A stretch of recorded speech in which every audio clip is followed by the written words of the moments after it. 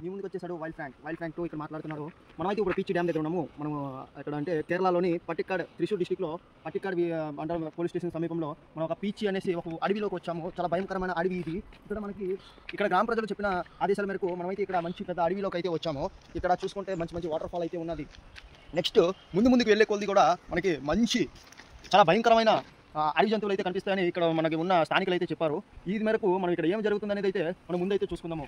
Okay guys, మరొక video మళ్ళీ మనం ఇదే కంటిన్యూ చేద్దాము. ఇక్కడ దగ్గరలో ఎక్కడైనా మనకి ఏమైనా కనిపించినట్టయితే నేను మీకు తప్పనిసరిగా చూపిస్తాను. ఇక్కడైతే మనకి ఫారెస్ట్ డిపార్ట్మెంట్ అధికారంలో అయితే ఉంటుంది. ప్రతిదీ కూడా మనం ఇక్కడ చూసుకుంటూ వెళ్ళాలి. చాలా జాగ్రత్తగా ఉండాలి. చాలా డేంజరస్ ప్లేస్ అయితే ఉన్నది. ఇక్కడ మనమైతే అన్ని బాగా గమనించుకొని మన సేఫ్టీ అనేది మనం చూసుకొని ముందుకైతే కొనసాగుతాం. ఇక్కడైతే మనకి ఇటువంటి కర్ర కవచం అయితే మనకి చాలా అవసరం అండి. ఎందుకంటే చిన్న పాములు గట్టా వస్తూ ఉంటాయి. మనం ఇటువంటి కర్రలు అయితే తీసుకొని మనమైతే ముందుకు కొనసాగుతూ ఉండాలి. ఇటువంటి కర్ర ఉండడం వల్ల మనకు అయితే రక్షణ కవచం కింద అయితే ఉంటుంది. ఇటువంటి రక్షణ కవచం అయితే మనకి పెట్టుకోవాలి.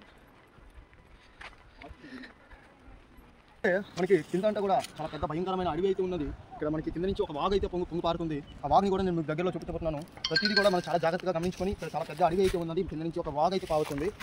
ఇది ఒక పీచి డ్యామ్ అండి. ఇక్కడ మొత్తం అంతా చాలా భయంకరమైన పాములు, పులులు, ఏనుగులు అయితే ఉంటున్నాయి. ఇక్కడ అడవి జంతువులు సంచరిస్తున్నాయని కూడా మనకి చాలా వరకు ఇన్ఫర్మేషన్ అయితే వచ్చింది. దీని వరకు కూడా మనం క్లియర్ కట్గా ఇన్ఫర్మేషన్ అయితే తీసుకుందాం. ఓకే అండి, ప్రస్తుతానికి మనమైతే ఒక ప్లేస్ అయితే వస్తున్నాము. ఈ ప్లేస్లో మనకి ఒక పిక్నిక్ స్పాట్ టైప్ అయితే ఒక పార్క్ టైప్ మనకైతే ఉంది. మనం ఇక్కడ నుంచి అయితే కిందకి కొనసాగినట్టయితే మంచిగా వీడియో అయితే మనకు మంచిగా వస్తుంది. అలాగే ఇక్కడ ఒక నది కూడా ఉన్నది. నది కూడా మనం కరెక్ట్గా చూద్దాం. ఇటువంటి స్లోప్లు ఉన్నప్పుడు మనం చాలా జాగ్రత్తగా ఇటువంటి కర్ర సపోర్ట్ అయితే తీసుకోవాలండి. ఖచ్చితంగా కూడా మన దగ్గర కర్ర లేదా ఈ సైడ్లో ఉన్న రైలింగ్ అయితే పట్టుకొని మనం కిందకి వెళ్ళిపోతాం.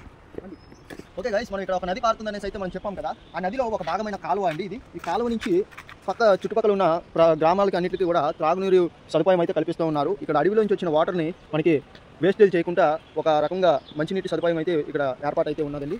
ఖచ్చితంగా ఇటువంటి పనులు భారతదేశంలోనే కాదు ప్రపంచం మొత్తంలో కూడా ఇటువంటి